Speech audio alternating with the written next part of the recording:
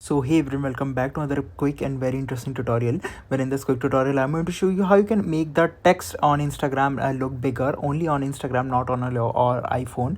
So let me quickly show you first my Instagram. Firstly, look, it looks like this. Now in order to make it bigger, simply open the settings. Here in the settings, it will open something like this. Now go to accessibility and scroll down till the last. You will find this option of per app settings. Click on there, and here simply hit on this option of add app right there, and find Instagram from the list. And once it's added, click on Instagram, click on the larger text option and adjust the text size according to you. And once you're done, come back. Now if I again open Instagram and show it to you, you will notice that the apps text size will look bigger to you.